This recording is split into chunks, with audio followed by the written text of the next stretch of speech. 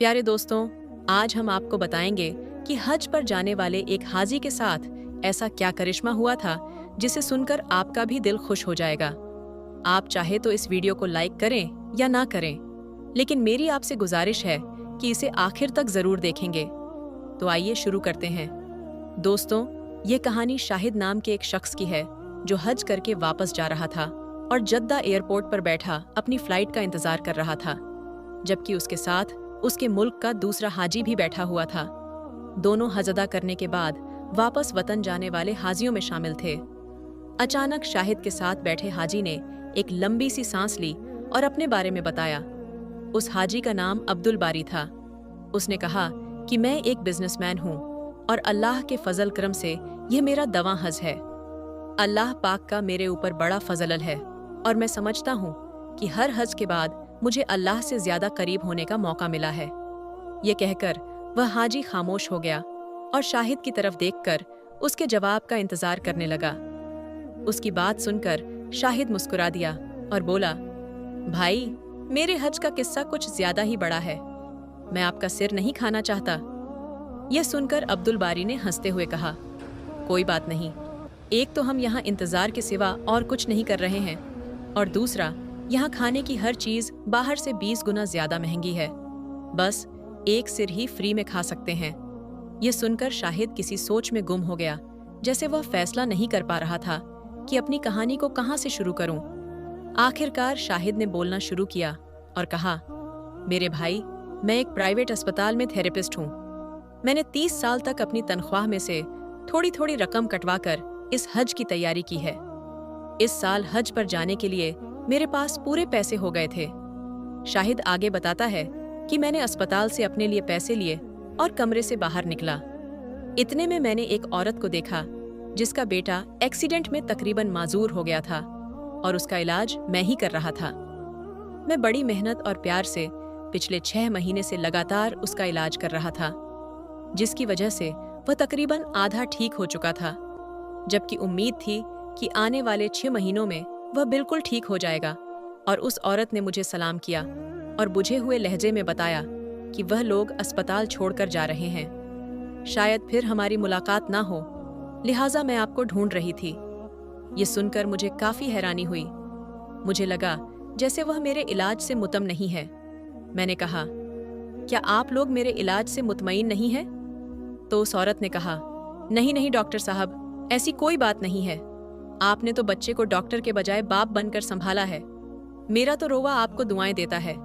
आपने मेरे बच्चे में न सिर्फ जीने की उम्मीद जगा दी है, बल्कि अपनी ड्यूटी से हटकर उसका इलाज किया और तोहफे वगैरह भी दिए हैं, जिसके लिए हम मियाँ बीवी आपके बहुत शुक्रगुजार हैं।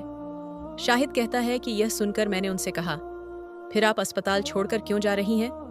मगर वह मेरी बात का जवाब दिए बगैर मरीज के कमरे की तरफ चल दी। ये देखकर मैं सीधा एडमिन ऑफिस की तरफ गया और बच्चे का कमरा नंबर बताकर पूछा कि यह लोग अस्पताल क्यों छोड़ रहे हैं।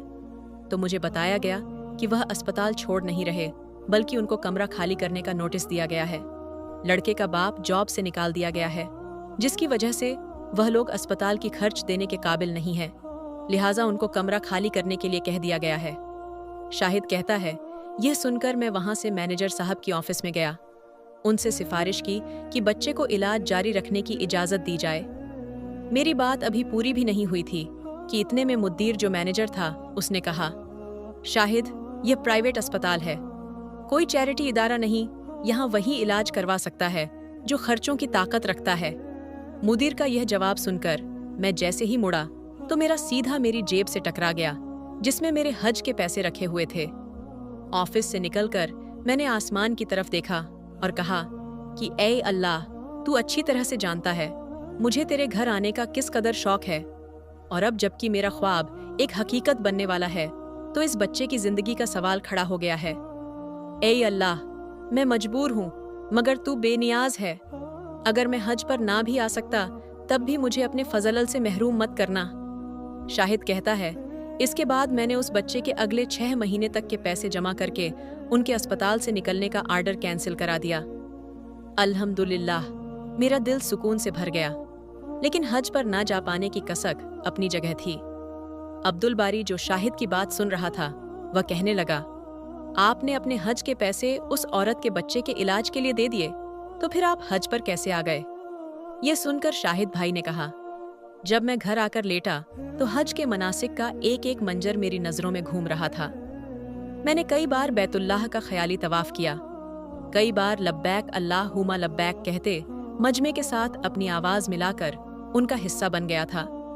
पता नहीं कब मेरी आंखों से आंसू बहने शुरू हो गए और मैं बहते आंसुओं के साथ ही सो गया। मैंने देखा कि मैं बैतुल्लाह का तवाफ कर रहा हूँ और लोग मुझे मेरा नाम लेकर हज की कबूलियत की बशारतें दे रहे हैं। दोस्तों, आज हम आपको एक बकरी और एक शेर के बच्चे का वाकया सुनाने वाले हैं। एक बकरी ने शेर के बच्चे को पाला, लेकिन जब वह बच्चा बड़ा हुआ तो उसने बकरी के साथ कुछ ऐसा किया जिसे सुनकर आप भी हैरान रह जाएंगे। प्यारे दोस्तों, आप इस वीडियो को लाइक करें या ना करें, लेकिन इस वीडियो को आखिर तक जरूर देखिएगा। दोस्तों, बकरी के नेकी के नाम से ये वाकया है कि एक घना जंगल था जहां एक बकरी अपने 2 छोटे छोटे बच्चों के साथ रहती थी। एक बार वह बकरी अपने बच्चों के लिए जंगल में खाना ढूंढने गई और उस बकरी ने अपने बच्चों को ये हिदायत की कि बेटा, यह जो गाड़ है जहां हम रहते हैं, इससे बाहर नहीं निकलना। मैंने सुना है कि इस जंगल में बहुत खतरनाक शेर आया हुआ है और वह छोटे बच्चों को खा लेता है। इस तरह से उस बकरी ने अपने बच्चों को डरा समझा दिया, जैसे एक माँ समझाती है, और उनसे अंदर रहने के लिए कहा। लेकिन वह तो बच्चे थे और खेलना कूदना चाहते थे। जब माँ को देर हो गई खाना ढूंढने में, तो बच्चे बाहर निकलकर खेलने लगे। वो शेर तो मौके की तलाश में था, भूखा था, ललचाए नजरों से देख रहा था और उसने झपट कर अपने बड़े बड़े नुकीले दांत निकालकर उस बकरी के दोनों बच्चों को खा लिया। माँ जब वापस लौटी तो क्या देखती है कि बच्चे तो मौजूद नहीं थे, लेकिन उनकी हड्डियां पड़ी हुई थीं। बकरी समझ गई और तड़प कर रह गई और कहती है कि फितरत के हाथों मजबूर होकर एक खूंखार जानवर ने, एक शेर ने उसके बच्चों को खा लिया। बकरी रोती रही और आसमान की तरफ देखती रही और कहती है कि ए अल्लाह, मेरे बच्चे मुझसे ले लिए गए। एक माँ से इतना बड़ा इम्तिहान, लेकिन मैं सब्र करूंगी, कोई शिकवा नहीं करूंगी। लेकिन उस शेर ने बहुत बुरा किया।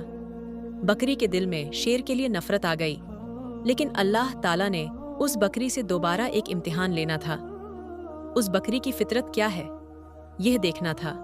एक बार बकरी उदास बैठी थी और सोच रही थी कि क्या करूं, मेरे बच्चे तो नहीं हैं, चलो खाने की तलाश में निकलती हूं। अचानक जंगल में तूफानी बारिश शुरू हो गई। अब वह चलती जा रही थी कि अचानक उसको किसी की कहराने की आवाज आई, जैसे कोई दर्द की वजह से तड़प रहा हो और कह रहा है कि कोई मेरी मदद करो। लेकिन वह आवाज साफ तौर पर सुनाई नहीं दे रही थी।